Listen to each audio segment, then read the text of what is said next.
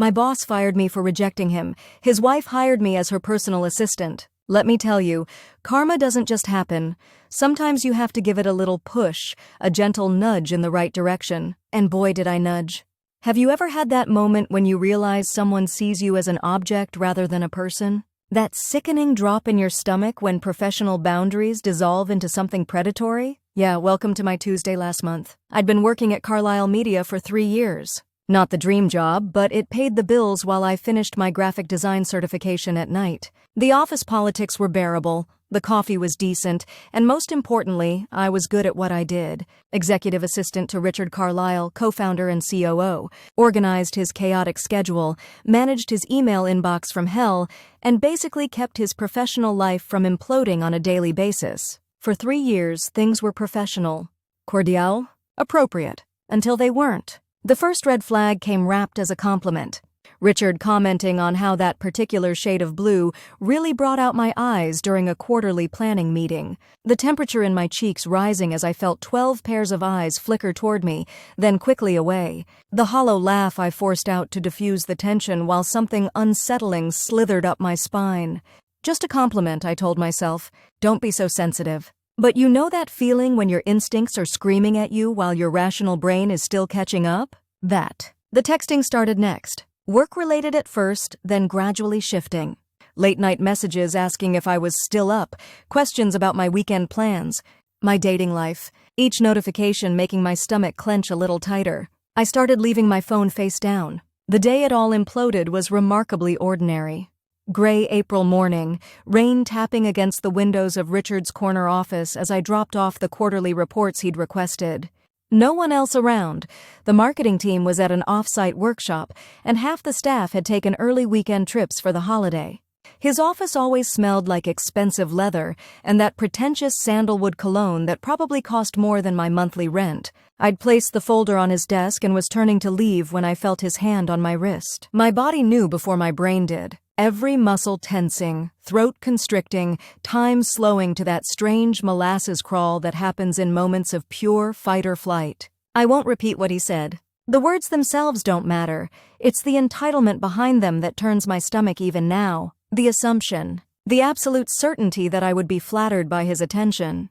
That 3 years of professional relationship could dissolve into something tawdry because he finally decided to make his move. My rejection was clear, unambiguous. Professional but firm. His face changed then. It's fascinating, really, how quickly a mask can slip. The transformation from charming boss to wounded ego to something cold and calculating took maybe 5 seconds flat. I still remember walking back to my desk, legs shaking so badly I had to press my palm against the wall to steady myself. The fluorescent light suddenly too bright, the familiar office landscape warping around me like I'd stepped into some parallel universe where everything looked the same but felt fundamentally wrong.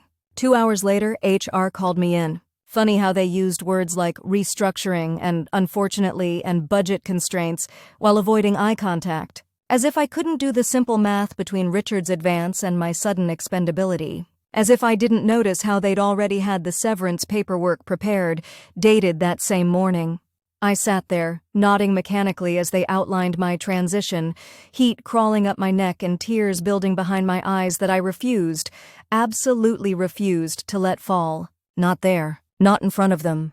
The security escort to clean out my desk was the final humiliation. 3 years, reduced to a cardboard box of desk plants and family photos, carried past colleagues who suddenly found their computer screens fascinating.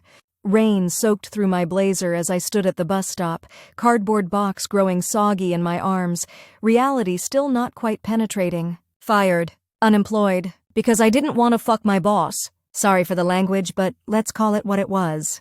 The rage didn't hit until later that night, after the shock wore off, after I'd called my sister sobbing, after I'd calculated how long my savings would last against rent and student loans, after I'd downed half a bottle of cheap Cabernet while scrolling through job listings with increasingly blurry vision. It rose like a tidal wave, this molten, righteous fury that burned away the hurt and humiliation, leaving something harder and clearer in its place. I wanted Richard Carlisle to pay, not just professionally. Not just a lawsuit that his company lawyers would bury in paperwork until I ran out of money and resolve. No, I wanted him to lose something that mattered. To feel a fraction of the powerlessness I'd felt standing in that rain with my life's trajectory suddenly, violently altered. The irony is, I might have just filed for unemployment and started the depressing job hunt if it weren't for what happened next. A cosmic coincidence so perfect it almost made me believe in divine intervention.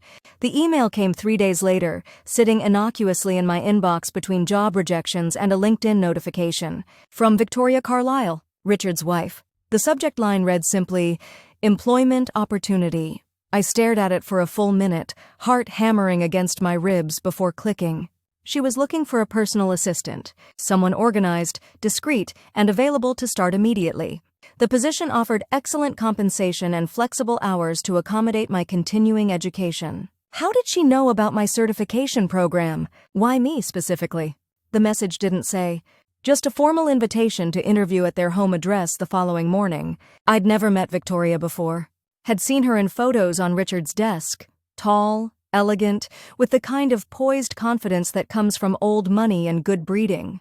She sat on charity boards, organized fundraisers, managed their social calendar. Richard spoke of her rarely, and when he did, it was with a dismissive wave of his hand. As I read her email for the third time, something cold and calculating unfurled in my chest. Something that felt suspiciously like opportunity. They say revenge is a dish best served cold, but sometimes the universe hands you a chance to serve it from inside the enemy's own kitchen. I clicked reply. I spent that night rehearsing interview answers in my bathroom mirror, trying to look poised and professional rather than vengeful and slightly unhinged. My reflection didn't buy it either. Sleep came in short, restless bursts. My dreams filled with boardrooms where I stood naked while Richard pointed and laughed. I woke at 5 a.m., drenched in sweat, heart pounding like I'd run a marathon. Too early to be reasonable, too wired to go back to sleep. By 9 a.m., I was parked outside the Carlisle's home in my decade-old Honda that suddenly seemed pathetically out of place. Their house was exactly what you'd expect from people with generational wealth, one of those modern, minimalist mansions with more windows than walls, perched on a hillside overlooking the city. The kind of place architectural magazines feature with captions like, "Bringing the outdoors in," while conveniently omitting the 7-figure price tag. My palms were sweating as I pressed the intercom button. What was I doing here? Was this some elaborate setup? Maybe Victoria knew about Richard's advances and blamed me, the secretary, the temptress. Maybe this was how rich people entertained themselves, toying with the lives of those beneath them. But then again, maybe not. The gates swung open with an electronic hum that sounded expensive. Victoria Carlisle opened her front door before I could even knock. She was taller in person, willowy in that way that makes other women instantly catalog our quarantine snacking habits with a twinge of regret. Designer casual, the kind of outfit that looks effortless but costs more than my monthly rent. But it was her eyes that caught me off guard. Sharp. Assessing. Nothing like the vacant socialite smile from the photos on Richard's desk. There was something knowing in that gaze, something that made me wonder exactly how much information had passed between us without a single word being spoken. The interior of their home felt like walking into the pages of Architectural Digest, all clean lines, neutral tones, and strategically placed art pieces that probably cost more than my student loan debt. No photos of Richard visible. Interesting. I'd expected awkwardness, stammering explanations about why I was no longer employed by her husband, careful evasions. Instead, Victoria led me to a sunlit kitchen where 2 coffee cups waited. She mentioned casually, so casually it had to be deliberate, that Richard had already left for his golf game, as if addressing the elephant in the room by pretending it wasn't there. The interview wasn't really an interview. No questions about my 5-year plan or greatest weaknesses. Instead, Victoria talked about her charity foundation, her schedule, her needs. A personal assistant would manage her calendar, coordinate with vendors for fundraising events, handle correspondence, and occasionally accompany her to functions. She didn't ask why I'd left Carlisle Media. I didn't volunteer the information. The salary she mentioned made me choke on my imported coffee, nearly double what I'd been making, with benefits. And flexibility for my classes. Too good to be true? Almost certainly. Did I care? Not really. Not with rent due and a resume that now had an awkward gap to explain. The professional part of my brain was screaming caution. The vengeful part was already fantasizing about access to the Carlisle's private lives. The desperate part was calculating how many months of financial breathing room this would buy me. Victoria's voice cut through my mental arithmetic.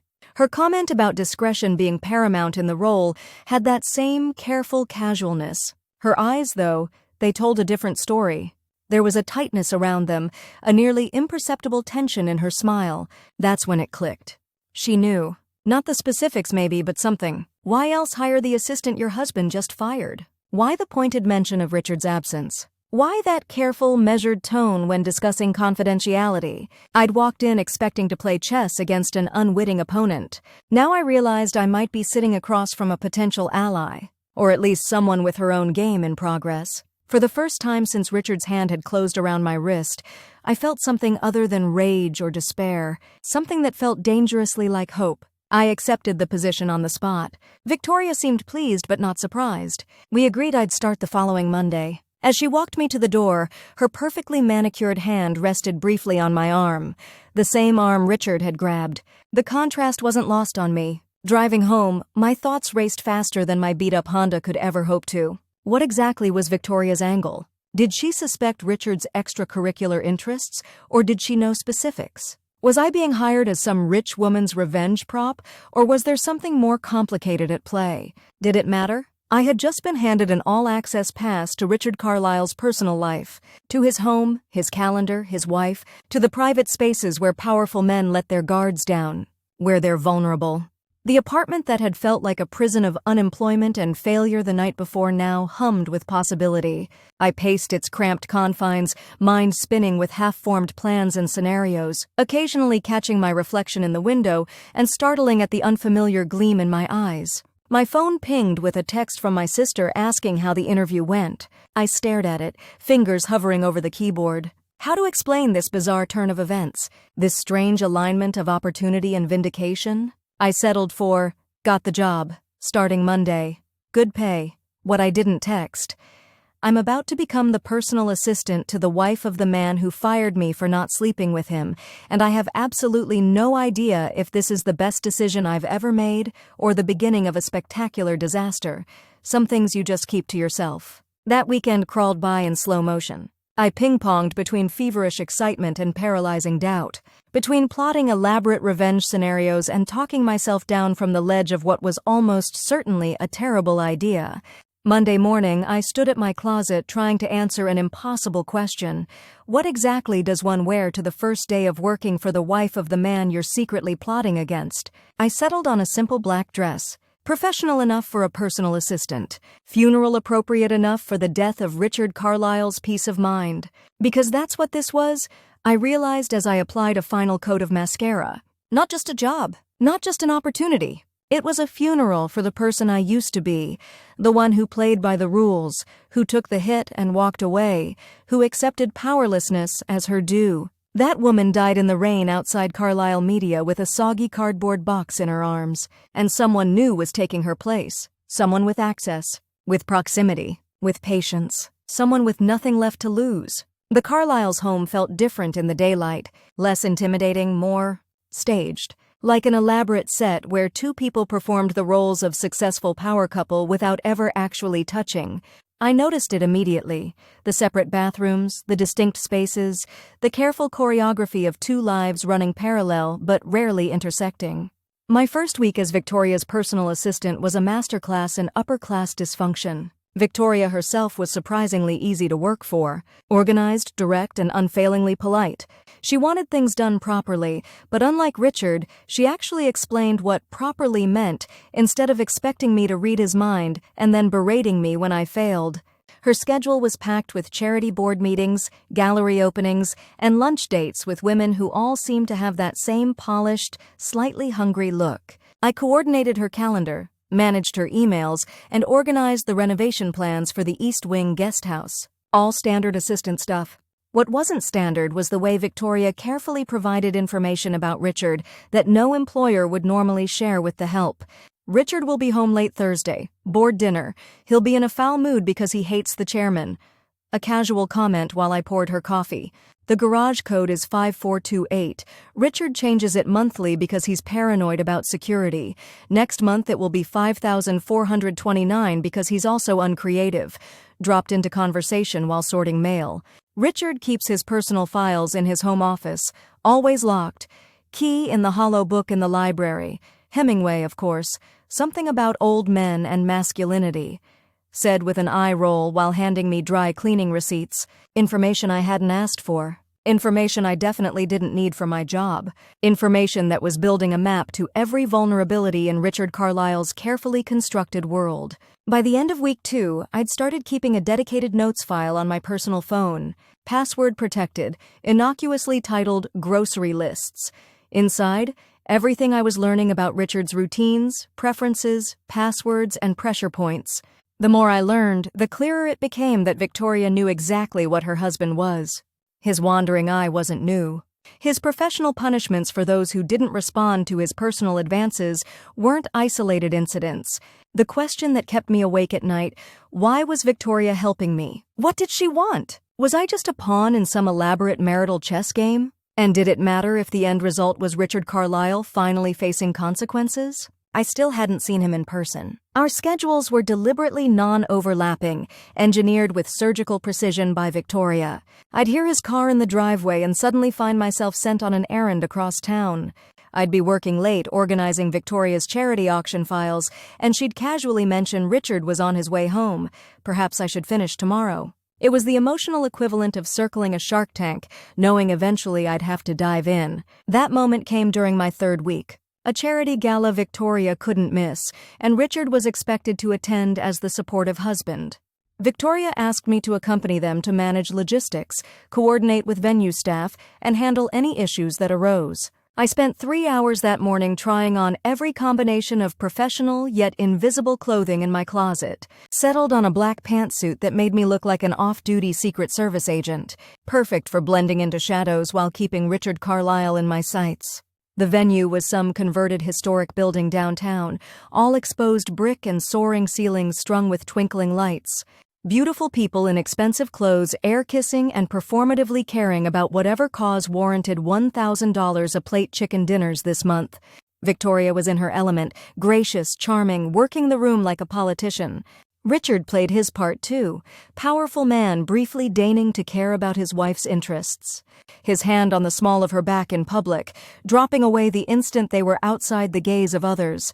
I kept to the edges of the room, clipboard in hand, walkie-talkie discreetly tucked in my pocket. Victoria would occasionally catch my eye across the room, a silent check-in. I'd nod, everything under control, until Richard saw me. The double take would have been comical in any other context.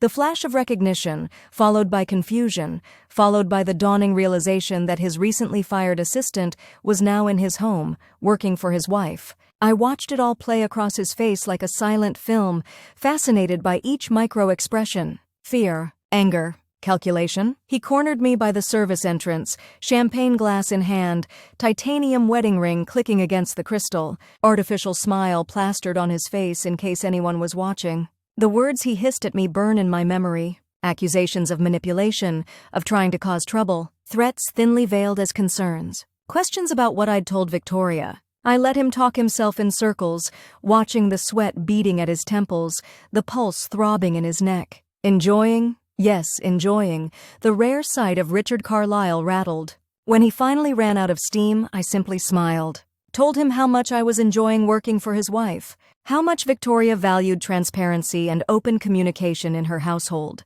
Let the implications of that hang in the air between us. His face drained of color. I excused myself. The silent auction needed attention. Walked away feeling his eyes drilling into my back like twin lasers of panic. That night, after we returned to the Carlisle home and Victoria retired to her wing, I sat in my car in their circular driveway, trembling with adrenaline and something darker, something hungrier. The taste of power, of watching Richard squirm, was intoxicating. But not enough. Not nearly enough for what he'd done. In my apartment later, staring at the ceiling at 3 a.m., the plan started to crystallize. Not just petty revenge. Not just workplace humiliation. Something more elegant. More complete. Richard Carlisle had tried to reduce me to an object, then discarded me when I refused to play along. He'd attacked my livelihood, my reputation, my future. The symmetry was poetic, really. I would dismantle everything he valued, piece by piece. His marriage, his reputation, his company. And Victoria, whether she knew it or not, had already given me all the tools I needed. I fell asleep with a smile on my face for the first time since that rainy day outside Carlisle Media, slept deeply, dreamlessly, like someone who finally knew exactly where they were going. The real work was about to begin. The art of destruction, I was learning, requires extraordinary patience. My file on Richard Carlisle grew fatter by the day. Victoria was a goldmine of information, dropping casual bombs about Richard's life like she was discussing the weather. Sometimes I wondered if she knew exactly what she was doing. Other times I was certain of it. Richard's company is pursuing the Westfield account, she mentioned one morning while scrolling through her phone. He's been obsessing over it for months, board meeting Thursday to finalize their pitch. Or, Richard's changed his email password again. Now it's Carlisle 1962, with the exclamation point. He uses the same password for everything because he's convinced his memory is superior to most people's. Or my personal favorite, Richard had an interesting call with the company lawyer yesterday, something about compliance issues with the Miller acquisition. He was quite upset at dinner, each revelation a breadcrumb. Each breadcrumb part of a trail leading straight to Richard's professional jugular. I'd been working for Victoria for 6 weeks now, settling into a routine that felt almost normal if you ignored the undercurrent of revenge fantasy running beneath every interaction. My apartment had become a war room, sticky notes and index cards covering one wall, mapping out Richard's vulnerabilities, connections, and pressure points. Financial, professional, personal, digital. I'd divided his life into quadrants of opportunity, each offering unique avenues for destruction. The question wasn't whether I could hurt Richard Carlisle. The question was, how completely could I dismantle the scaffolding of privilege and protection he'd built around himself? And the bigger question, the one that sometimes kept me awake at 3 a.m. staring at my ceiling, how far was I willing to go? There's a line between justice and vengeance. I knew it was there. Could feel myself dancing along its edge, occasionally dipping a toe over into darker waters. The woman I'd been 3 months ago would have been horrified. The woman I was becoming, well, she was still figuring out her boundaries. Victoria and I had settled into a strange symbiosis. Professional on the surface, conspiratorial underneath. We never explicitly discussed what we both knew about Richard, yet understanding hummed between us like an electric current. I've organized your schedule for the charity gala next month, I told her one afternoon.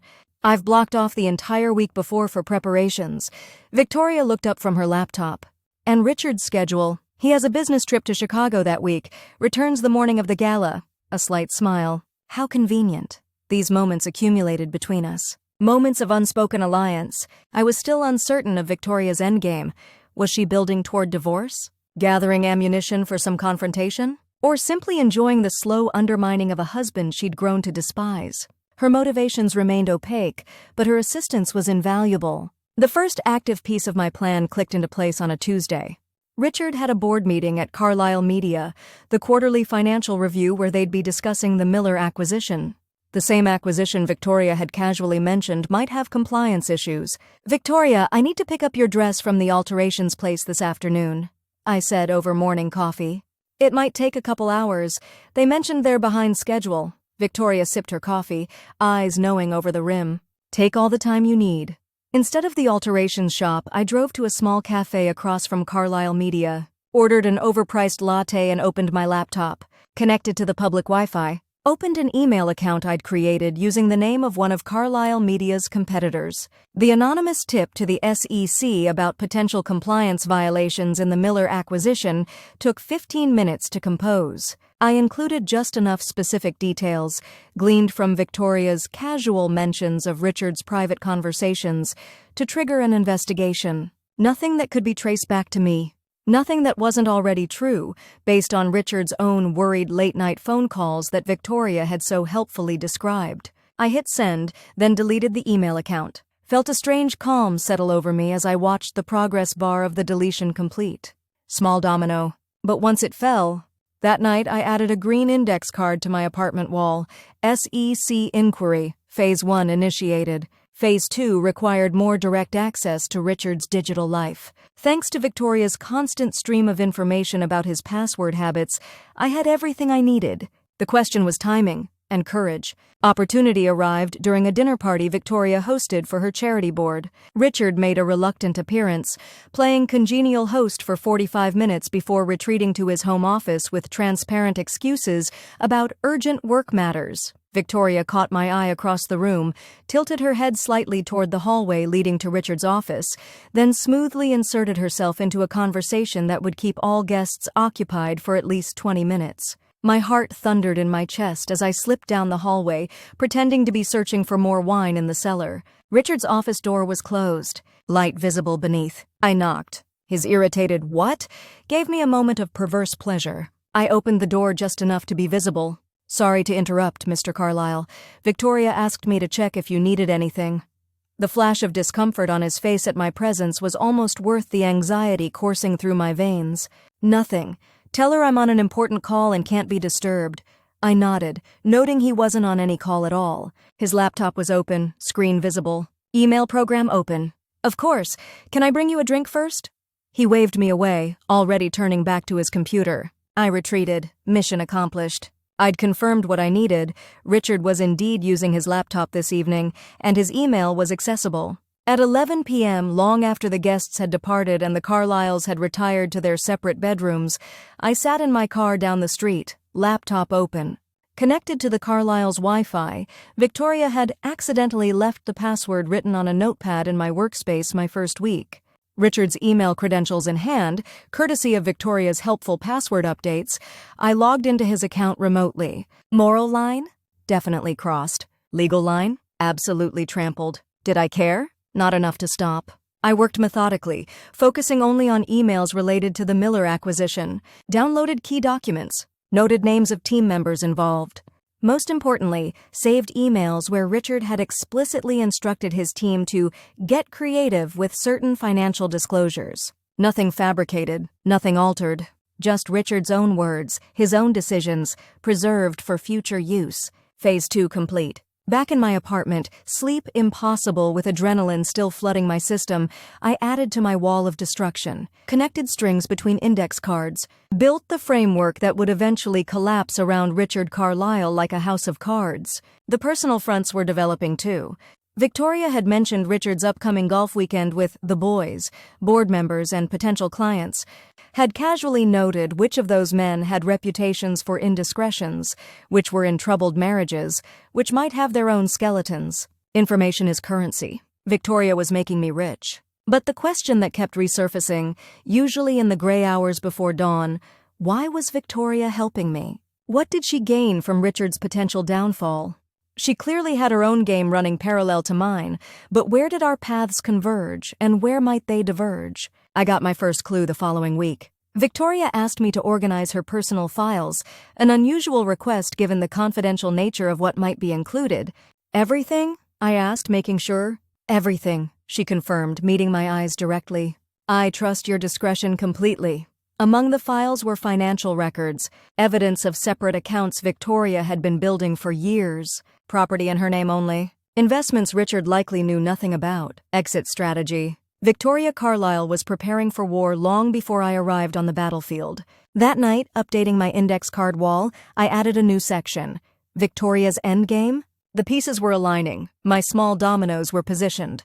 Richard's world was mapped and measured, vulnerabilities flagged and targeted. I'd been patient. I'd been methodical. Now it was time to pick up the pace. The thing about revenge is it's not the grand gesture that destroys someone like Richard. It's the accumulated weight of many small cuts. Death by 1,000 paper cuts, each one precisely placed for maximum damage. And I was just getting started with the scissors.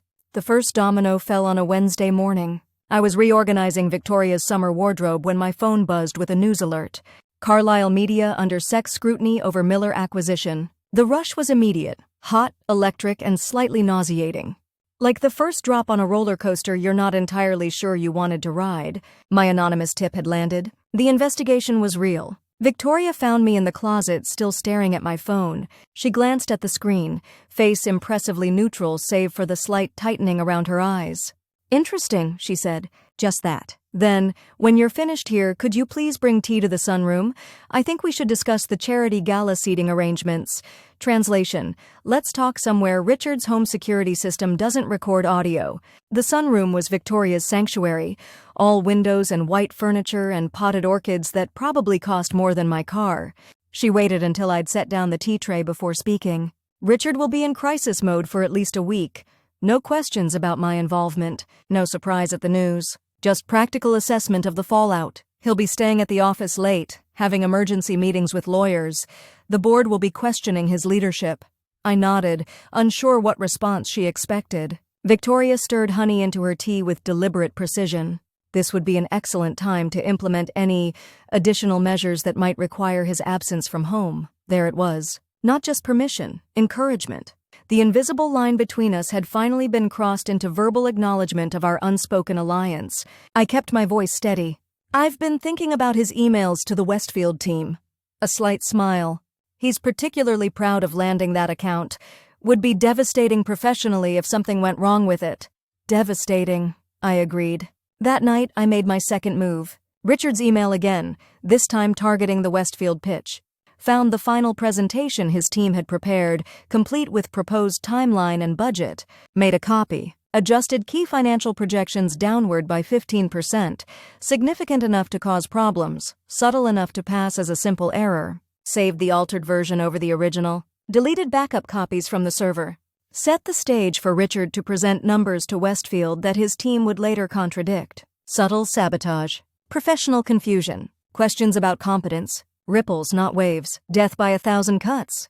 The SEC investigation dominated Richard's life for the next 2 weeks. He barely came home, and when he did, the house vibrated with his rage and fear. I made myself scarce during these appearances, but Victoria made sure I knew the details. He threw his phone against the wall last night, she mentioned over breakfast, as casually as discussing the weather. The board is considering a temporary step back while the investigation proceeds.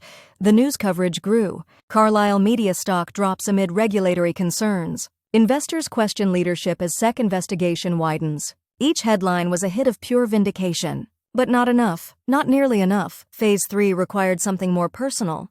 Something that would cut deeper than his professional pride. Victoria provided the perfect opening. Richard will be attending the Johnson fundraiser Friday evening, she said. I've declined. Migraine. He particularly wants to network with James Westfield while there. James Westfield, CEO of the company whose account Richard was pursuing. The account whose presentation I'd subtly sabotaged. Will he be bringing anyone from his team? Victoria's smile was knife-sharp. Number he prefers to handle Westfield personally. Says the man responds better to one-on-one attention. The plan formed instantly. Bold. Possibly reckless. Absolutely irresistible. Victoria, I was thinking of trying that new restaurant downtown Friday, the one you mentioned last week. She didn't even blink. What a coincidence. That's where the Johnson fundraiser is being held. Friday night found me at the Bar of Lumiere, the kind of restaurant where they don't put prices on the menu, and the water probably costs more than my hourly wage. I'd invested in a dress I couldn't afford. Sleek, black, nothing like what I'd wear to work. Hair down instead of my usual assistant-appropriate bun. Makeup that said, noticed but not trying too hard. The fundraiser was happening in a private room, but the bar offered perfect visibility of the entrance. I sipped overpriced wine and waited. Richard arrived at 8:17, alone. Silver tie matching silver hair, power suit armor intact despite the professional chaos I knew was consuming him. He headed straight for the private room without glancing at the bar. I waited 30 minutes, ordered another wine I couldn't afford, watched the door. At 9:04, Richard emerged with an older man I recognized from my research as James Westfield. They headed to the main dining room, server guiding them to a corner table. Cozy. Private. Perfect for the delicate business discussions Richard clearly hoped would save his imploding professional reputation. I waited until they were settled, until drinks had been ordered and the initial pleasantries exchanged. Then I stood, smoothed my dress, and walked directly to their table. Richard saw me first. The recognition, followed by confusion, followed by the first flickers of alarm, played across his face like a silent film. I smiled, warm, friendly, completely at odds with the ice in my veins. Richard, what a wonderful coincidence! Every syllable bright with artificial surprise. Westfield looked up, curious. Richard's mouth opened and closed like a fish suddenly finding itself on land. "I'm so sorry to interrupt your dinner," I continued, turning to Westfield with my hand extended. "I'm a former employee of Carlyle Media. Richard and I have quite a history." The implication hung in the air. Richard's face drained of color. Westfield looked between us, business person's instinct for drama clearly activating. "No apology necessary. Richard and I were just discussing the presentation his team gave this morning. Bit of confusion about the numbers." "Oh," I widened my eyes. "The numbers. Yes, that was always a fluid area at Carlyle Media." Richard found his voice. "This is inappropriate. We're in the middle of a business dinner." I nodded sympathetically. "Of course. I understand completely how important discretion is, particularly now, with everything happening at the company." Westfield's eyebrows rose slightly. Richard's jaw clenched so tight I could almost hear his expensive dental work cracking. "It was lovely seeing you both. Enjoy your evening." I turned to leave, then paused. "Oh, Richard, Victoria mentioned her migraine was much better. She might call you later." The reference to his wife, the reminder that I now had intimate access to his home and family, was the final twist of the knife. His face went from white to gray. I walked out of the restaurant on trembling legs, heart thundering in my chest. Adrenaline made the night air feel electric against my skin. In my car, I finally allowed myself to exhale, a long, shuddering breath that turned into something between laughter and tears. Professional sabotage was satisfying in an abstract way. But seeing Richard's face, watching his careful facade crack in real time, that was something else entirely, something dangerously addictive, something I wanted more of. The aftermath hit faster than I expected. Victoria called me at 6 a.m. the next morning. No greeting, just, "You need to come over, now." Her tone sent ice through my veins. Had I gone too far? Crossed some invisible line? Jeopardized my position as her inside agent?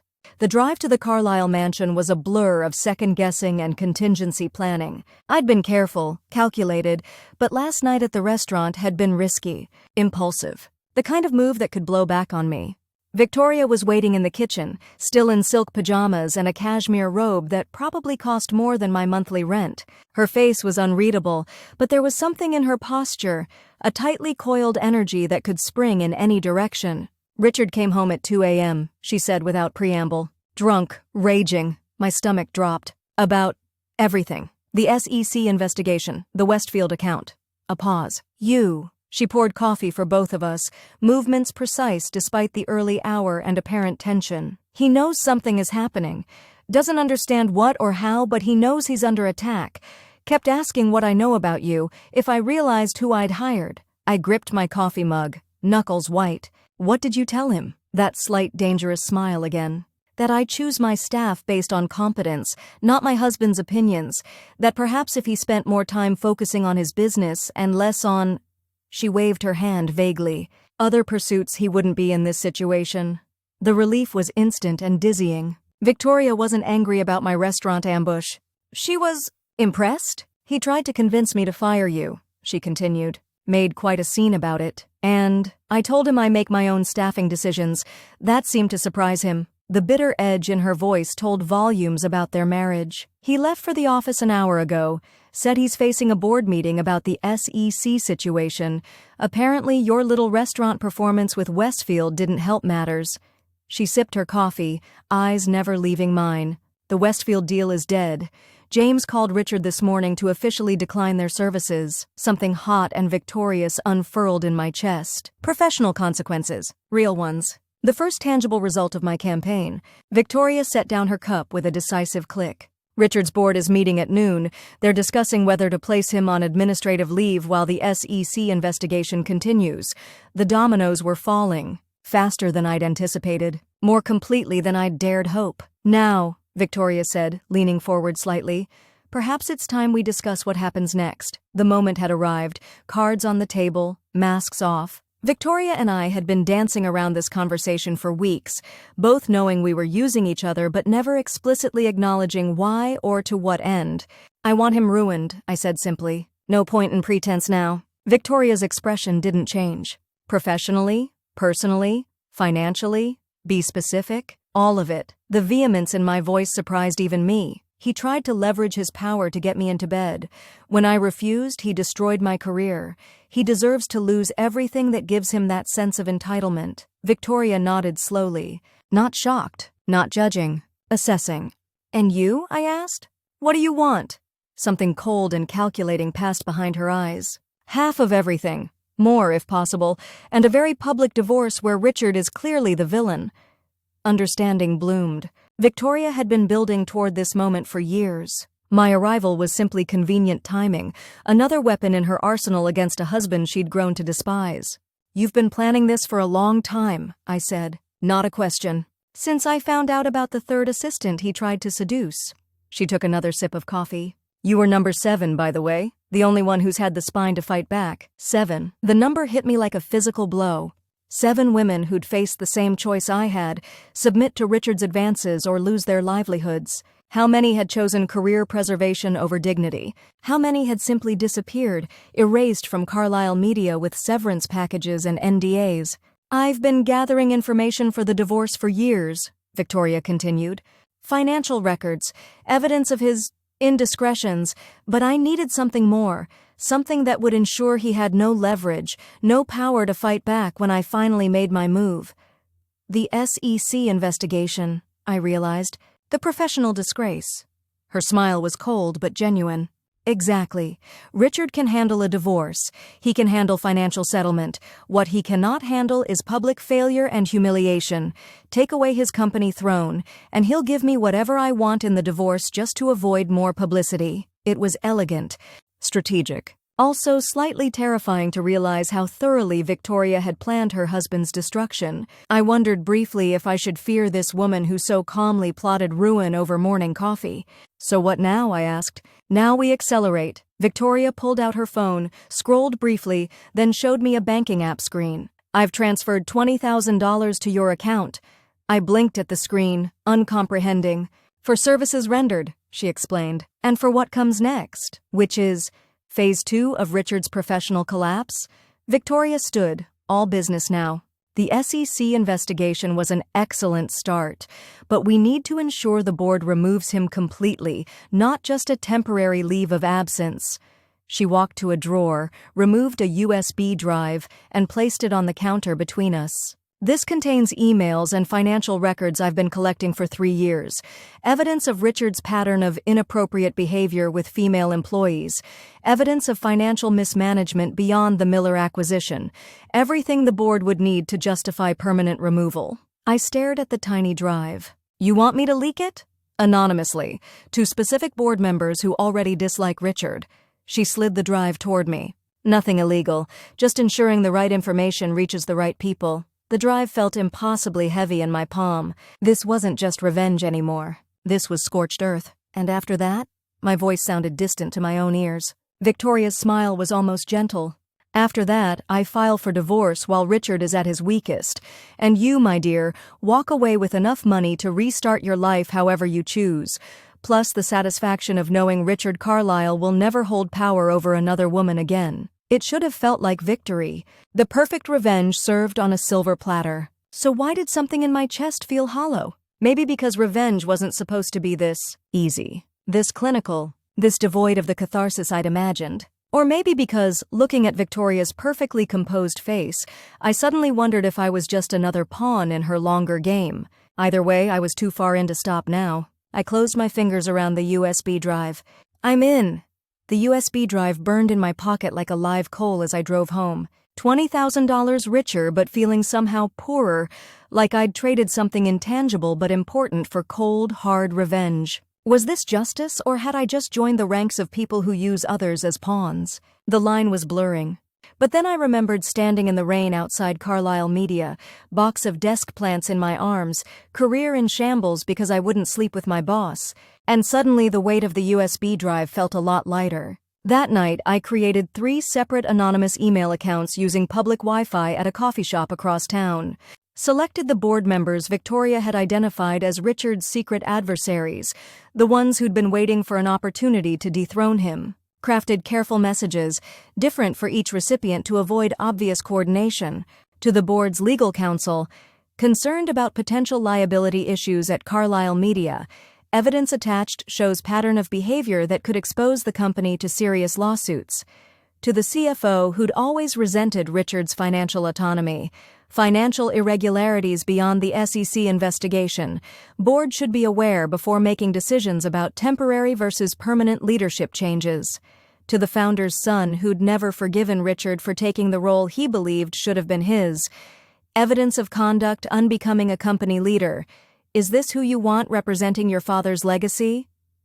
3 emails. 3 attachments containing carefully selected portions of Victoria's evidence. 3 seeds planted that would grow into Richard's professional eulogy. I hit send on the final email, closed the laptop, and waited for the world to catch fire. It didn't take long. 2 days later, Richard Carlisle was removed as COO of Carlisle Media, pending a comprehensive internal investigation into allegations of financial impropriety and workplace misconduct. The company's stock dropped 12% in a single day. Business news channels ran speculation pieces with unflattering photos of Richard looking harried and defensive. I watched it all unfold from the strange liminal space of the Carlisle household.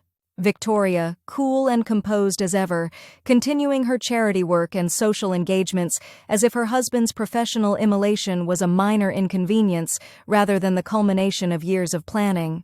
Richard, when he was home at all, moved through the house like a wounded animal, dangerous in his desperation. I stayed out of his way, playing the oblivious assistant whenever our paths crossed. But I felt his eyes on me, suspicious and hateful.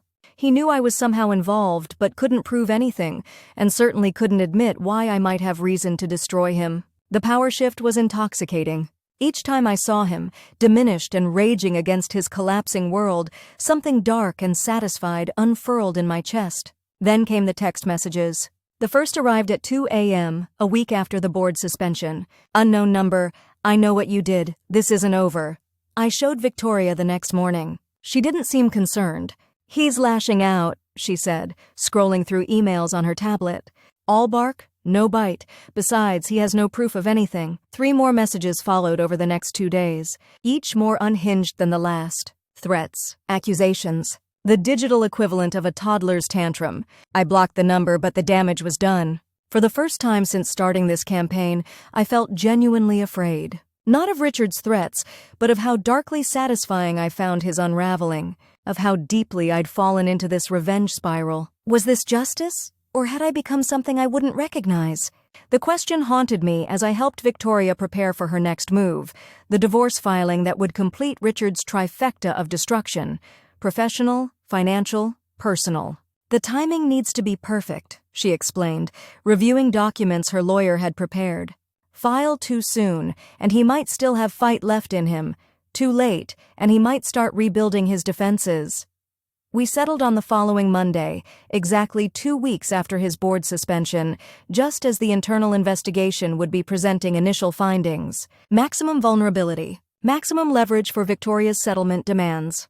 The weekend before D-Day, Richard disappeared. No warning, no explanation. Just gone from the house when Victoria and I returned from her charity luncheon on Saturday. Victoria seemed unconcerned, but something felt off. Richard was many things, entitled, predatory, corrupt, but he wasn't stupid. His silence felt less like surrender and more like the eye of a hurricane. I spent that night in my apartment staring at my revenge wall, the index cards and sticky notes mapping Richard's destruction. What had once felt like righteous justice now looked obsessive, unhinged, the work of someone I didn't quite recognize. Sunday morning, Victoria called, voice tight, controlled in that way that signaled real alarm beneath the composure. Richard's been to the safe deposit box, the one only he and I have access to. My blood ran cold. What was in it? Documents, financial records I've been adjusting for the divorce, and a backup of certain emails that would be problematic if made public. The implication hung between us. Richard was gathering ammunition, preparing counterattacks. Could he trace the board leaks to us? I asked, the us slipping out before I could catch it. When had I started thinking of Victoria and myself as a team rather than temporary allies of convenience? Not directly, but he could make things messy for both of us. The next 12 hours passed in a blur of contingency planning, Victoria moving assets, contacting her lawyer, accelerating the divorce filing, Me combing through my digital footprints, making sure nothing could be traced back directly. We were so focused on Richard's potential counterattack that we completely missed the actual blow until it landed. Monday morning, my phone exploding with notifications, texts from my sister, former coworkers, even my mother. A story on 3 different gossip websites. Carlyle Media, scandal deepens. Ex-assistant claims wrongful termination after rejecting advances. Now working for wife in revenge. Plot my name. My photo from LinkedIn. A story that contained just enough truth to be credible, wrapped in enough distortion to make me look like the villain. A scorned employee obsessed with revenge, manipulating a trusting wife, possibly engaged in illegal activities to bring down a respected businessman. Richard had chosen his battlefield perfectly. Not legal accusations that would require evidence, but public narrative, character assassination. He couldn't prove I'd done anything illegal, so he was making sure that even if I won, I'd lose in the court of public opinion. As I scrolled through the stories, heart pounding in my ears, one quote stood out. An anonymous source close to the Carlyles, claiming Victoria had no knowledge of my revenge agenda, that I had manipulated my way into her household under false pretenses. Richard wasn't just fighting back. He was trying to turn Victoria and me against each other. And judging by the 3 missed calls from Victoria already on my phone, it might be working. I stared at my phone, watching my life implode in real time as notifications piled up like debris in a digital hurricane. My name was trending on Twitter. My face was on gossip sites. Former coworkers were sending screenshots asking what the hell was going on. My mother had texted asking if she needed to call her church prayer group. The story was everywhere, metastasizing with each share and comment. Jilted assistant orchestrates revenge campaign. Inside job, how a scorned employee infiltrated the Carlyle household. The headlines made me sound like a psychotic stalker, not someone seeking justice for being fired after rejecting sexual advances. Richard had played this perfectly. By going public first, he'd seized control of the narrative. I was no longer the wronged party, but the vindictive manipulator. He'd framed the entire situation as a scorned woman's obsession, rather than a powerful man facing consequences for predatory behavior. And that anonymous source quote suggesting Victoria had no knowledge of my revenge agenda? Pure evil genius. Creating doubt between allies is manipulation 101. I finally answered Victoria's call on the 4th attempt, stomach clenched so tight I could barely breathe. Her voice was ice cold, controlled in that terrifying way wealthy people have when they're absolutely furious. Wanted to know if I'd seen the stories. If I understood what this meant for her position. If I realized how this complicated her divorce strategy. Not once did she ask if I was okay. Something shifted in that moment, a recalibration of exactly what our relationship was. Not friendship. Not even true alliance. Just temporary convergence of vengeful interests. Victoria wasn't concerned about me being publicly crucified. She was concerned about how it affected her plans. I listened to her strategic recalculations, her concerns about public perception, her irritation that Richard had outmaneuvered us on the PR front, the us in her sentences growing fainter with each minute, replaced by calculations about her own position. By the time we hung up, one thing was brutally clear.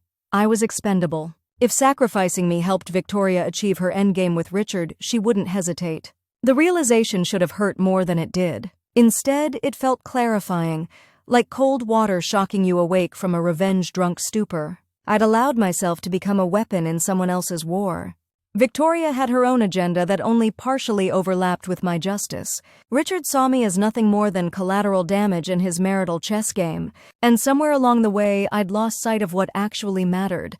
My dignity, my future, my ability to look at myself in the mirror and recognize the person staring back. The index card wall in my apartment suddenly looked like what it was, the work of someone teetering on obsession. I'd wanted justice, but at what cost? My reputation? My career prospects? My self-respect?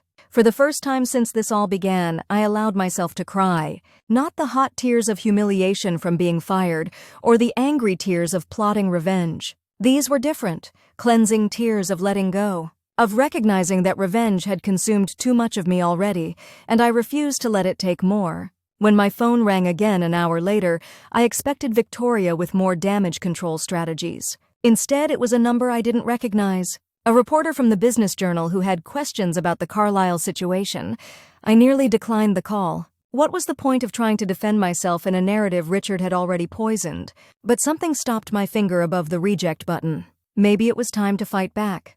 Not with schemes and sabotage, but with something Richard and Victoria both seemed to have forgotten existed. The truth, I answered. Listen to the reporter's questions about my vendetta against Richard Carlyle, about my manipulation of Victoria, about the illegal activities I'd supposedly engaged in to bring down a respected businessman.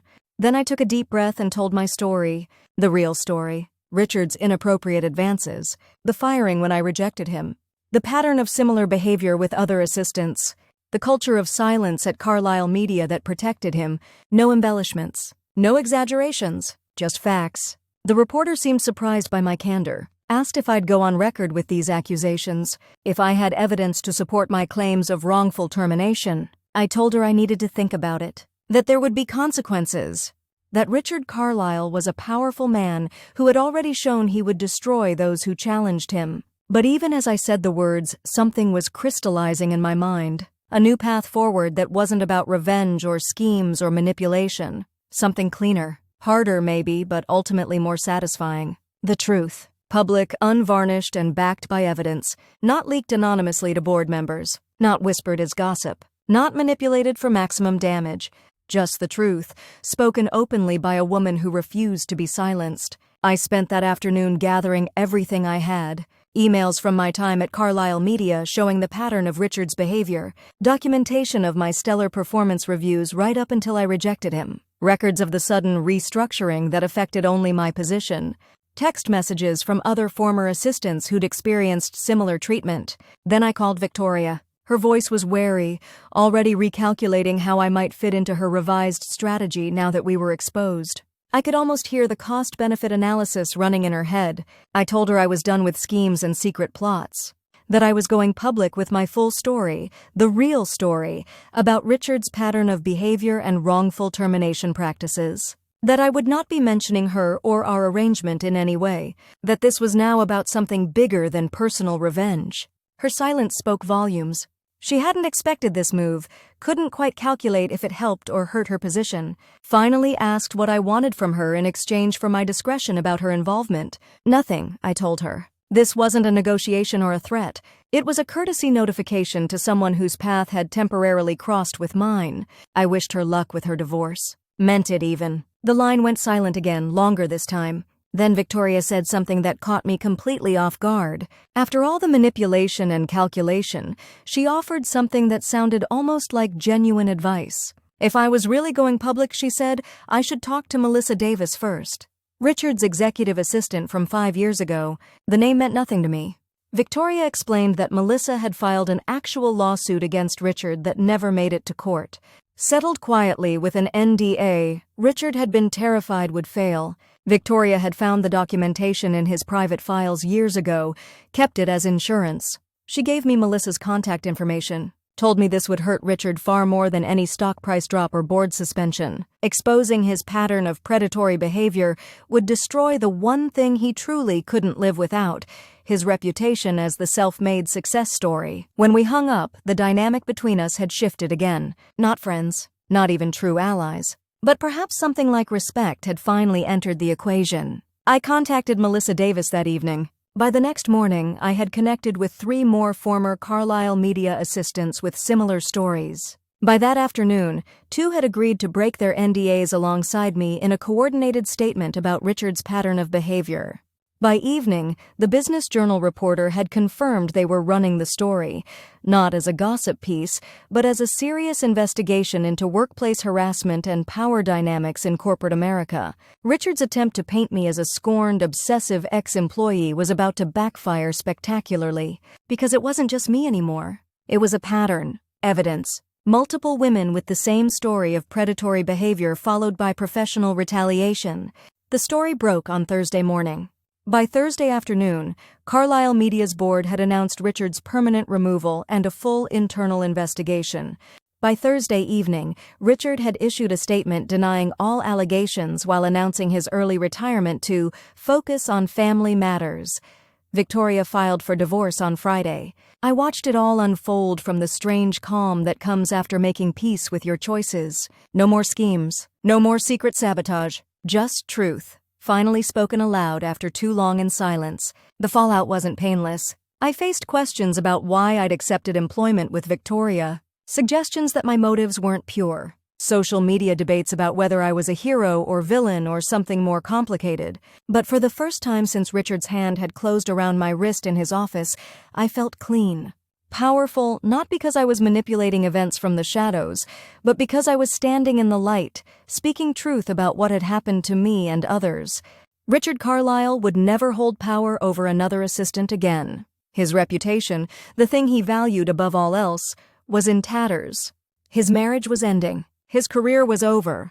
And unlike the elaborate revenge schemes I'd plotted on my wall of index cards, this victory didn't require me to become someone I didn't recognize, didn't demand I sacrifice pieces of my soul for the satisfaction of watching him fall. That, I realized, was the difference between revenge and justice. Revenge consumes the avenger. Justice sets them free. Victoria called one last time a week later.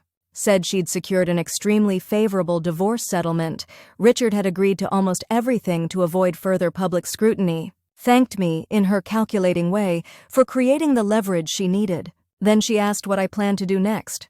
Genuine curiosity in her voice, as if she couldn't quite figure out someone who would walk away from revenge at the moment of maximum impact.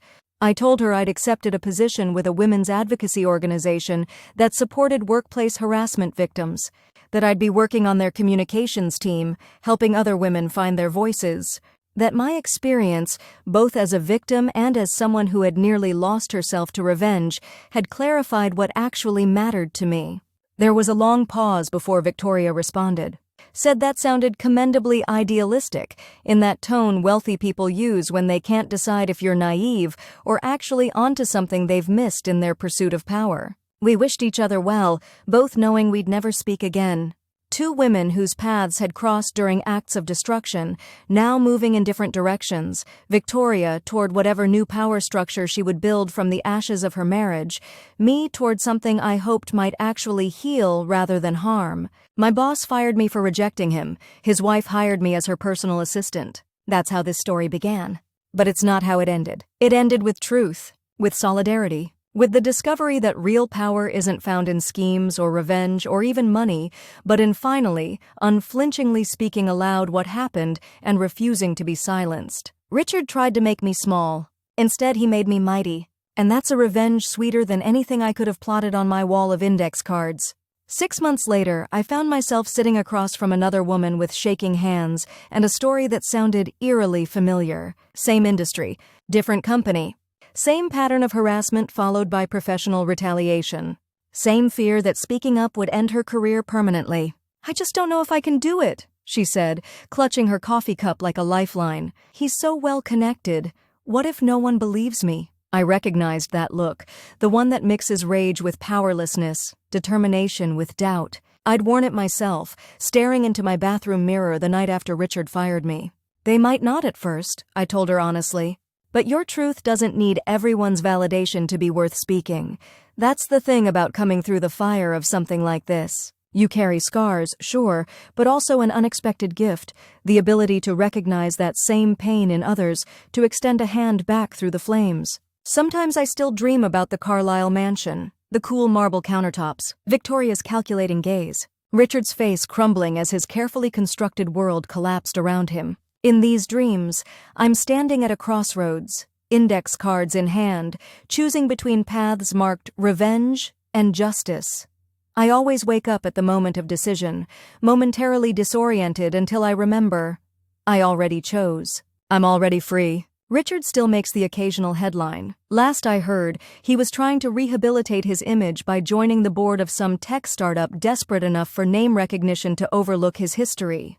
Victoria moved to Europe after the divorce was finalized, reinventing herself as a philanthropist focused on women's education. Convenient amnesia about her role in our little revenge drama, but I suppose we all rewrite our stories to cast ourselves as the heroes. As for me, I keep a small framed news clipping in my desk drawer at the advocacy organization. Not the splashy exposé that ended Richard's career, though I have that one too, tucked away in a folder. No, this is a smaller piece, just a few paragraphs on page 6 of the business section. Carlyle Media announces new ethics policies following harassment scandal. Boring corporate speak about anonymous reporting channels and zero-tolerance policies. The kind of article most people skip over with their morning coffee. But every time I open that drawer, I'm reminded that sometimes the most important victories aren't the spectacular ones that feed our need for vengeance, but the quiet, structural changes that might protect the next person in line. Some days I catch myself wondering if I made the right choice, if walking away from the elaborate revenge I'd planned was truly satisfaction enough, if publicly exposing Richard's behavior was justice, or just a different kind of revenge dressed in more respectable clothing. I don't have perfect answers. Just the knowledge that I recognize myself in the mirror again, that the woman looking back at me is someone I'm proud to be. Maybe that's the real revenge, refusing to let someone else's abuse of power determine who you become. Refusing to let their darkness pull you under. Finding your way back to yourself and discovering you're stronger, clearer, more determined than before. My boss fired me for rejecting him. His wife hired me as her personal assistant. But the end of the story was written not by either of them, but by me. And that, more than any revenge I could have orchestrated, is the victory I carry forward. The funny thing about revenge? It's like ordering the world's spiciest taco. Sounds exciting in theory, burns like hell going down, and leaves you wondering if the momentary satisfaction was worth the aftermath. Last week I ran into Richard at a conference downtown. Some tech industry thing where I was representing our advocacy organization on a panel about workplace culture. The universe has a twisted sense of humor sometimes. He didn't see me at first. I watched him from across the lobby, diminished somehow even in his expensive suit. No longer the COO with the corner office, just another middle-aged man trying to convince younger executives he still had relevant connections. The startup that had taken him on had already replaced him with someone younger, less controversial. Turns out having forced to resign amid sexual harassment allegations on your resume isn't easily overcome, even for men with Richard's connections. When he finally spotted me, he froze. Flight or fight visibly warring across his face before he settled on a third option, pretending I was beneath his notice. He made a show of checking his watch, turning away sharply as if suddenly remembering an important appointment. I could have enjoyed that moment, could have savored watching him slink away, tail between his legs. The old me, the one who'd mapped his destruction on index cards, would have counted it as victory. Instead, I felt nothing. Not satisfaction, not vindication, not even anger. Just a vague recognition, like bumping into someone you went to high school with but barely remember. That's when I knew for certain I was finally free of him. Victoria sends a Christmas card every year. Glossy photo of her at some chateau in the French Alps. New boyfriend half hidden in the background.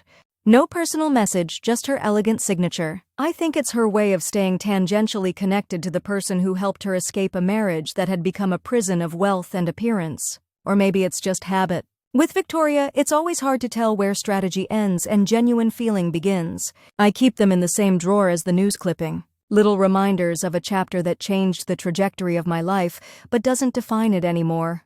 The women I work with now, the ones who come through our doors with their own Richard stories, often ask if it was worth it. Going public, facing the backlash, weathering the social media storm and character assassination. I tell them the truth. It was brutal. Exposing harassment means experiencing a second trauma as people question your motives, your behavior, your credibility. The system is designed to make silence seem like the easier choice. But then I show them our wall of victories. Policy changes at major companies, harassment trainings that actually have teeth, men who were forced to step down, women who found their voices and then stayed to transform their workplaces, small victories that add up to something that looks remarkably like change.